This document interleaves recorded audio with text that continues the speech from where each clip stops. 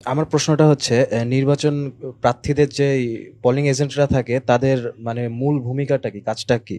তাদের প্রধানতম কাজ হচ্ছে তারা রাজনৈতিক দলের প্রতিনিধি, প্রার্থীদের প্রতিনিধি। তারা সকাল থেকে একেবারে ভোট গণনা শেষ না হওয়া পর্যন্ত ভোট গ্রহণ প্রক্রিয়ার সাথে তারা যুক্ত থাকে। তারা কিন্তু ভোট কক্ষে, যেখানে ভোটাররা ভোট দেয়, সেখানে তারা সার্বক্ষণিক উপস্থিত থাকে। তাদের প্রধান কাজ হচ্ছে ভোটারদেরকে শনাক্ত করা। পোলিং এজেন্ট হয় কারা?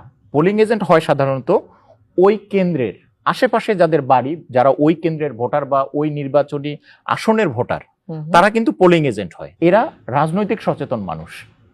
এই পোলিং এজেন্টরা গুরুত্বপূর্ণ ভূমিকা পালন করে নির্বাচন সুষ্ঠু এবং অবাধ হওয়ার পিছনে। কারণ পোলিং এজেন্ট যদি ভোটারকে ঠিকমতো শনাক্ত না করে, তাহলে জাল ভোট হয়ে যাওয়ার সম্ভাবনা থাকে।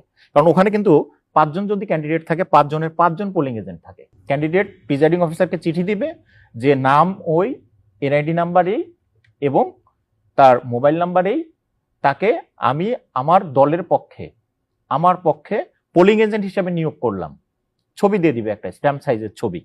এই ছবি দিয়ে প্রিজাইডিং অফিসার একটি আইডি কার্ড তাকে দিয়ে দিবে। এই আইডি কার্ড সে শো করবে, শো করে যেখানে ভোট কক্ষ থাকবে সেই কক্ষে সে বসবে এবং তার হাতে একটি ছবি ছাড়া ভোটার তালিকা থাকবে।